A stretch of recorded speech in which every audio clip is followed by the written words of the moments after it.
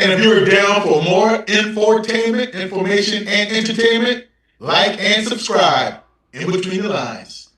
Playoff P, podcast P, prescription P, whatever you want to call him. Paul George just got caught taking some type of substance.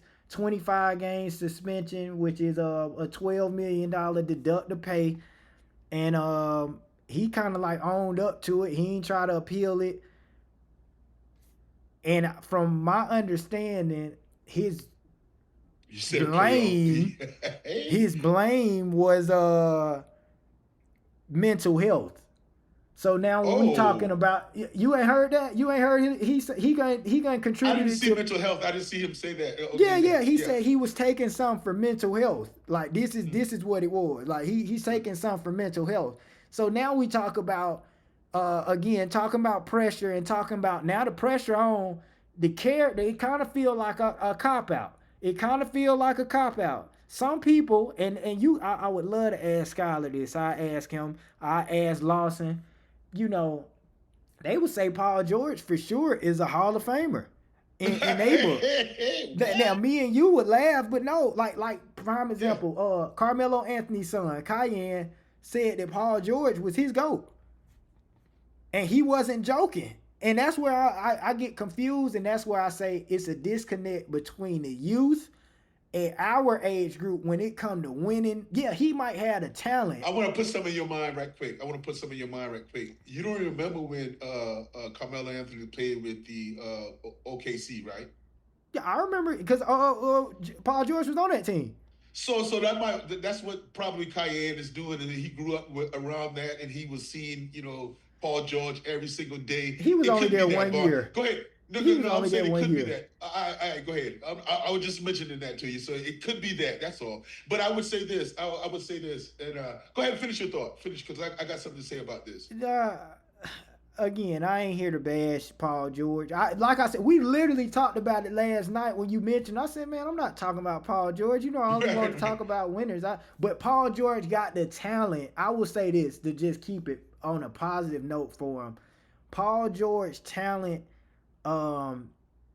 He has done individually accomplished everything he can do talent wise. Shoot, he can score on all three levels, mid-range game, but mentally has always been a question. His mental toughness has always been a question. He'll lock you up, play D, he can rebound if need be. He had to fight injuries. I'm not giving him a pass for this mental health, but I think it's a good transition after you give your thoughts on it, just talking about how athletes deal with mental health and how mental health is such an importance. But I wanted to know just, salute to Paul George. Like May said, we wish him the best, and if we hope he get the help he need. That's all I can say on that situation. But I don't want to really talk too much about Paul George in a sense, because I get I'm gonna be careful with my words, Vaughn. I'm gonna be really, really careful with my words. He knows about the trigger points. He knows about it. He knows that if I wouldn't say I don't know Paul George, but it's almost like a concussion. That when I've been playing football and I've been, and somebody ding their head, and like you said earlier, they got a little dizzy. They know the signs, so they're gonna keep their shades on, and if they don't want to play, they're gonna say, "Hey, man, the sunlight bothers me, or I'm stumbling a little bit." They know the trigger words, right? So I can't talk about Paul George because he used mental health, right? So we have to have a sensitive side to that because it's real. So that's my opinion on it, Vaughn. My opinion is that Paul George knows that he got caught 25 games, and whether he was doing that for his mental health, I don't know. God bless him. But he knows that I can't touch it the way I want to touch it. I can't call him playoff P. I can't call him soft. I can't call him missing in action. I can't say that he's been on 1,000 different teams when he says that is mental health. So, in my opinion, that's what he's using to back us off.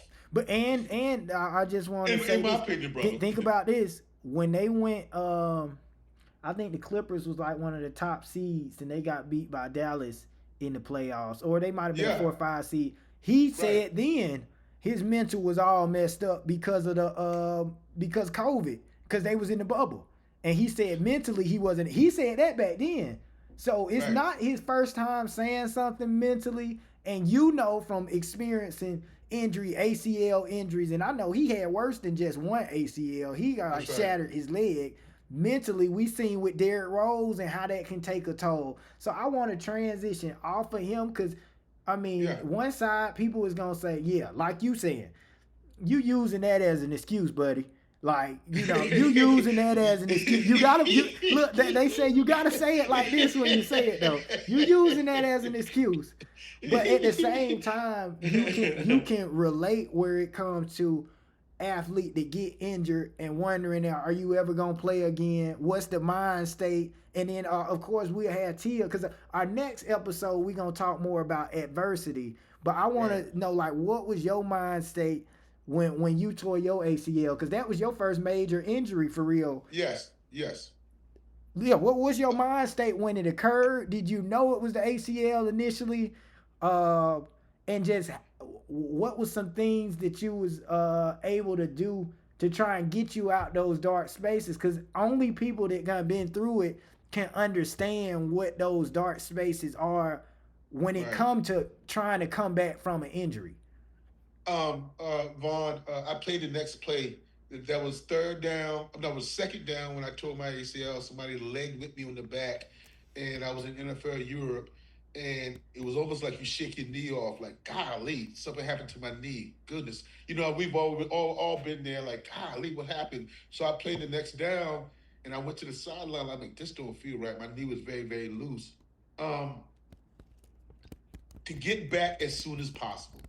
That's the Mm. mentality. And can you reach out to anybody that's been successful in rehabbing? Not anybody that tore the ACL and not anybody that's had surgery. What does the rehab look like? And were you ever yourself again? Or would you ever would be yourself? So that was my number one question, Vaughn, that haunted me, that I thought about daily in my rehab. Will I be the same guy again? And I remember that, falling on my knee after surgery, and the doctor said, "You fine, you fine, you 100% ready to go.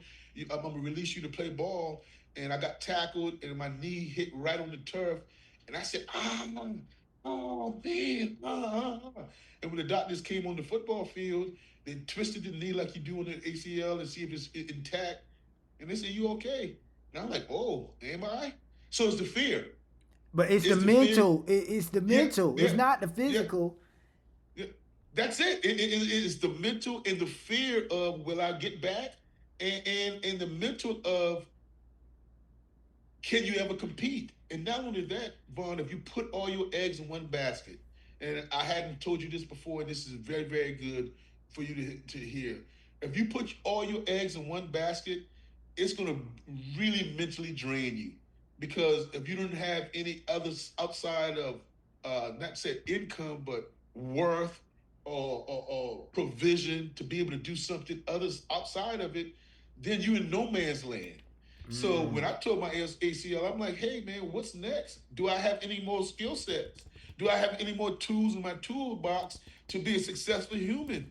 So that can get you down and depressed right there because everything you lived up for, everything you practiced for, everything you wanted to be and dreamed of, that's taken away for a flash.